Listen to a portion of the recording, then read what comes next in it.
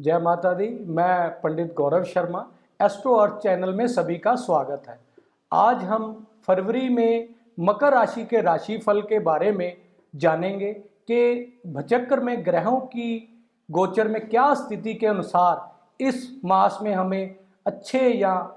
बुरे परिणाम किस प्रकार से मिलेंगे और किन सावधानियों के द्वारा हम अच्छे परिणाम प्राप्त कर सकते हैं। उसके लिए सर्वप्रथम हमें भचक्र में गोचर की अवस्था अवश्य ही देखनी चाहिए, जिससे कि हम आगे कोई भी उपाय जो इस मास में हमारे लिए शुभ हो वह कर सके। इसके लिए हम जानने का प्रयास करते हैं। अगर हम देखें तो इस मास में मकर राशि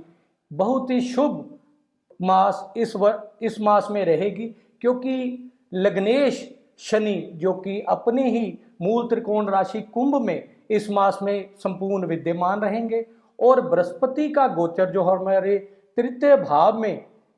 उनका गोचर हमारे चतुर्थ भाव में मेष राशि में हुआ है और राहु का गोचर संपूर्ण मास ही मीन राशि में तृतीय भाव में रहेगा और केतु का नवम भाव में। और अगर हम सूर्य व बुध की योग देखें तो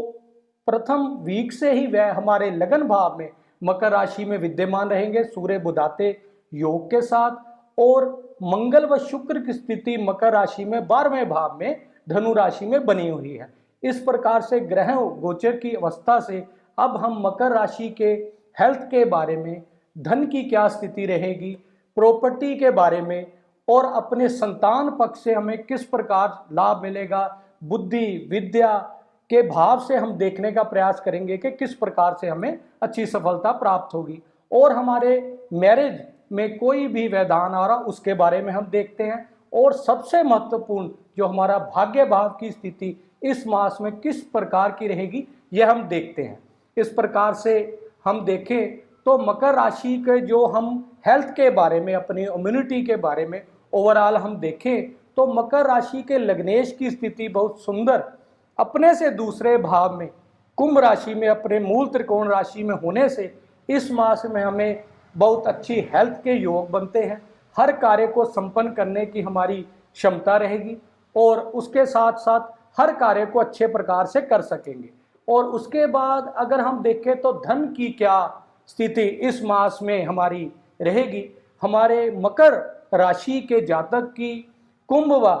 मकर राशि दोनों के स्वामी शनि महाराज जी बनते हैं, इसलिए हमारी इस मास में धन की बहुत उत्तम स्थिति बनी हुई है, क्योंकि धनेश शनि महाराज जी अपने घर से गोचर कर रहे हैं, इसलिए अकस्मात धन के योग भी बने हुए हैं। कोई भी, क्योंकि शनि महाराज जी की अष्टम भाव में दृष्टि होने से हमें अकस्मात धन के लाभ भी होने के संकेत इस मास में अवश्य ही प्राप्त होंगे। और उसके बाद अगर हम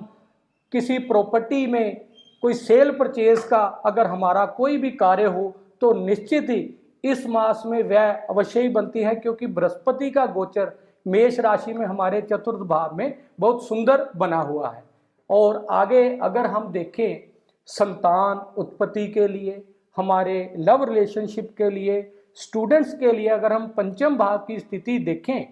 तो पंचम भाव के स्वामी मकर राशि में शुक्र देव बनते हैं, जो कि अभी लगभग 12 फरवरी तक 12वें भाव से धनु राशि से गोचर कर रहे हैं और 12 फरवरी के बाद अपने परम मित्र की राशि में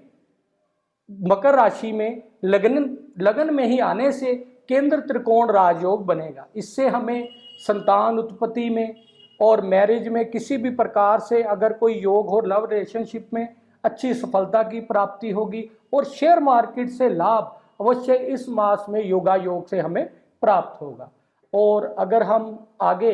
मैरिज सुखों के लिए देखना हो, जो कि सप्तम भाव हमारा चंद्रदेव से अधिष्ठित भाव है, उसका 1 फरवरी से ही तुला राशि में गोचर बहुत सुंदर गज केसरी नामक राजयोग से हमारा शुरुआत होगी। उससे हमें बहुत सुंदर स्थिति मैरिज में कहीं ना कहीं जो भी व्यवधान आ रहे हों वह अवश्य ही दूर हो सकेंगे। और अब अगर हम बात करें तो सबसे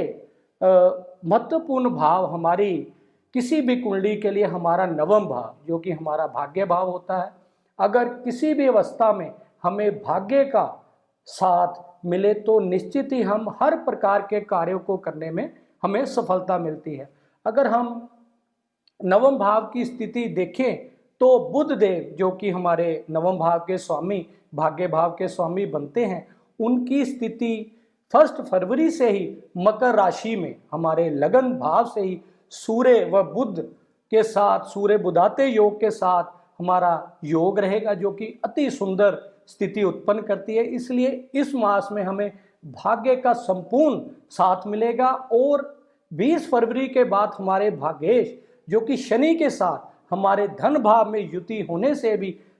संपूर्ण मास हमें भाग्य का बहुत अच्छा संपूर्ण लाभ की प्राप्ति होगी। और अब अगर हम बात करें तो हमारा कहीं ना कहीं कैरियर हमारे किस प्रकार से रहेगा, हमारे कर्म अधिपति शुक्र की स्थिति, जैसे हमने चर्चा की कि दशम भाव के स्वामी हमारे मकर लगन के लिए शुक्र बनते हैं। शुक्र की स्थिति जो कि 12 फरवरी तक 12वें भाव से रहेगी। उसके बाद परम मित्र की राशि शनि में मकर राशि में आने से हमें अवश्य ही अपने कार्य क्षेत्र में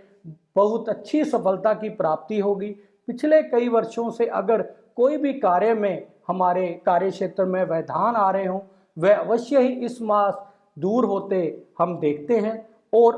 उसके आगे अगर हम देखें, सबसे महत्वपूर्ण भाव हमारी कुंडली का इच्छा पूर्ति का भाव, जो कि हर प्रकार की फुलफिलमेंट ऑफ डिज़ायर का भाव अगर हमारी कुंडली में 11वां भाव हम देखते हैं, जो कि हमारी कार्य क्षेत्र के लिए, मैरिज के लिए, लव रिलेशनशिप के लिए, फाइनली अगर हमने देखना हो तो इच्छा पूर्ति जो कि हमारा 11वां भाव है, उसकी स्थिति का आकलन हमें अवश्य ही करना चाहिए। जो कि मकर राशि में हमारा मंगल देव जो कि वृश्चिक राशि के मालिक बनते हैं, उनकी स्थिति इस फरवरी मास में बहुत ही सुंदर बनी हुई है। क्योंकि 6 फरवरी, लगभग 6 फरवरी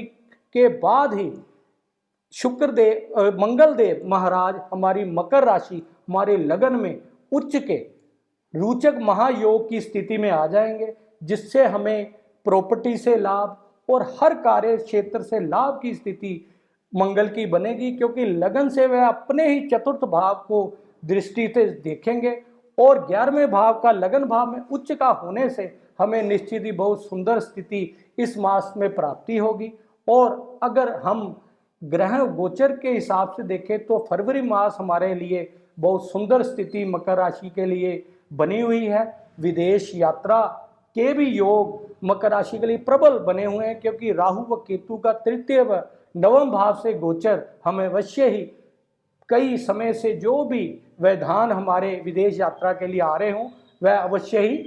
पूरे होंगे। और अब हम अगर ग्रह गोचर की अवस्था मकर राशि के लिए देखें तो हमें उपायों किस प्रकार के सावधानियां इस मास में करनी चाहिए जिससे कि हमें अच्छी सफलता की प्राप्ति हो। सर्वप्रथम हमने अपनी सेहत का, जैसे मैंने बताया, सूर्य बुध का गोचर लगन से होने से हमें कुछ क्रोध की मात्रा अत्यधिक रहेगी, इसलिए हमें सावधानी बरतनी चाहिए। और शनि महाराज जी का द्वितीय भाव में होने से हमें धन का जो भी कार्य आगे प्राप्त हो उसके लिए हमें कहीं ना कहीं मंदिर में, शनि महाराज जी के मंदिर में संध्या के समय पीपल पर एक सरसों के तेल का दिया